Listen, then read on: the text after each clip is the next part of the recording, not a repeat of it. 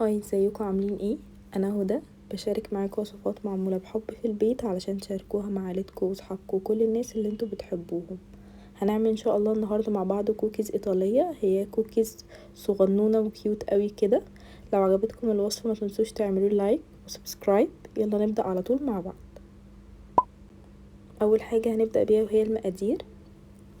اول حاجه احتاجتها وهي الكاكاو. ده كاكاو خام معلقه سكر.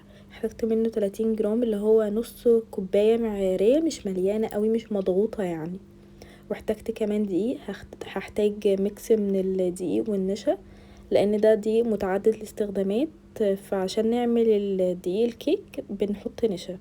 واحتاجت كمان سكر. واحتاجت ده بندق، ده هطحنه في الفود بروسيسور عشان يبقى ناعم معايا كده. وهحتاج كمان بياض بيضة، مش بيضة كاملة يعني. وهحتاج نص كوباية دي زبدة غير مملحة بدرجة حرارة الغرفة عشان تتخلط معايا. وكمان فانيلا. وده شوكولاتة غامقة وشوكولاتة بيضة عادية. وبعدين هبدأ بأول خطوة ان انا هطحن البندق. وممكن بدل البندق نستخدم اي نوع مكسرات بنحبه زي اللوز مثلا او الفستق.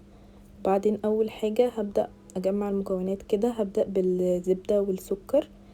الاول هعملهم بالمضرب كده عشان لما اعملهم بالمضرب بالكهربائي او الهاند بلندر السكر ما يطرش في كل حتة. خلطتهم مع بعض كده لحد ما اتأكدت ان السكر داب. وبعدين بقى هبدأ اعملهم بالهاند بلندر لحد ما لونهم يبقى فاتح قوي كده يعني. وبعدين هبدأ اضيف بياض البيضة. هنضيف البياض بس مش هنضيف الصفار.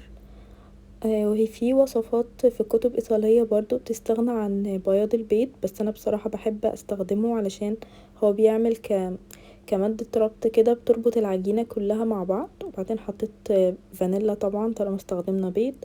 وبعدين ده كوباية دقيق هنقص منها معلقة. دي معلقة معيارية او معلقة طعام اللي هي 15 ملي. هنقص منها هنقص الدقيق واضيف مكانهم نشا. النشا في الوصفة دي او في اي وصفة كيك بيخلي القوام كده طري وفلافي. فبدل ما نستخدم دقيق الكيك بنضيف نشا للدقيق متعدد الاستخدامات. وكمان دي كانت رشة ملح. وبعدين هبدأ انخل كل المكونات الجافة عشان تبقى حبيباتها ناعمة كده والنتيجة النهائية تطلع معايا فلافي ولذيذة. بعدين هحط ده الكاكاو. هعديه برضو هنخله كده عشان يبقى رفيع يعني اي كتل متنزلش معايا. وبعدين هنا بقى هبدأ اخلطهم كويس لحد ما يتكون معايا زي عجينة كده. ونخلي بالنا ما نقلبش كتير عشان العجينة معانا ما تنشفش يعني او تكون بروتين اللي هو الجلوتين وكده. وبعدين اول ما اتخلطت حطيت البندق بعد ما طحنته وهديهم بس ضربة صغيرة بالهاند بلندر عشان اتأكد ان كل حاجة اختلطت تمام مع بعض. وبعدين هبدأ بقى اعمل العجينة على شكل كورة كده. وبعدين خلاص هبدأ انزلها والمها كده بايدي يعني بس تتلم على شكل كورة يعني مش هعجن فيها كتير ابدا. وهي المفروض العجينة هتتساب في التلاجة شوية علشان الزبدة اللي جواها ما تسحش وتخرج برا العجينة.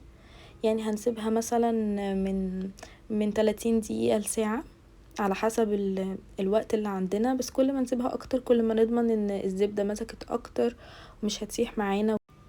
ولو سيبناها كمان من بالليل يكون احسن. وكده خلاص العجينة بعد ما انا تقريبا سبتها في التلاجة ساعة هبدأ بقى افردها. العجينة في الخطوة دي بجد بتبقى ريحتها تحفة، ريحتها كل حاجة حلوة مع بعض، الشوكولات ومكسرات وكل حاجة جميلة. بعد كده هبدأ اضغط عليها كده وافردها بالراحة يعني مش هفردها كتير قوي علشان بس يبقى سهل معايا التشكيل بتاعها.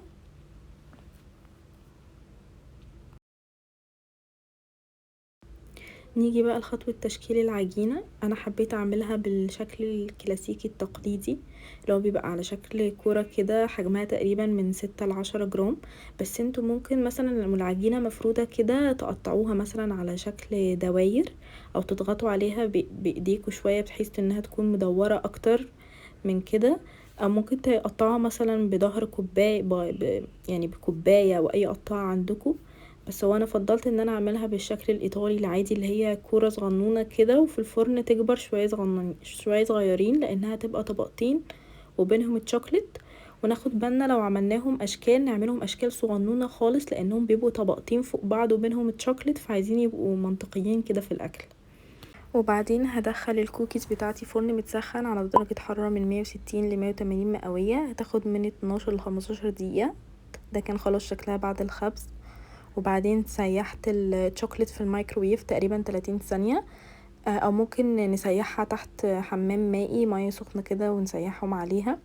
وبعدين هبدأ انقلهم في كيس، اللي هو ده كيس حلواني علشان تبقى سهل عليا فردهم يعني. وبعدين قلبت نص الكوكيز على ظهرهم كده علشان احط بينهم الشوكليت واعملهم طبقتين. بعدين كده هبدأ اقطع جزء من الكيس.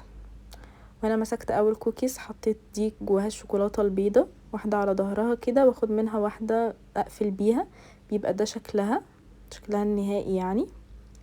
ودي اللي بالشوكولاتة قلبت برضو واحدة كده وحطيت في النص الشوكليت وغطيتها بواحدة تانية بقى كده. ده شكلها كيوت وصغنون قوي كده، وشوكولاتة سايحة وطعم البندق من بره، بجد طعمها بيبقى جميل جدا. اتمنى وصفة النهاردة تكون عجبتكم وان انتوا تجربوها، وهستنى رأيكم تحت في الكومنتس. لو عجبتكم وصفة النهاردة ما تنسوش تعملوا لي لايك وسبسكرايب، واشوفكم ان شاء الله في فيديو جديد ووصفة جديدة ان شاء الله قريب. يلا باي باي.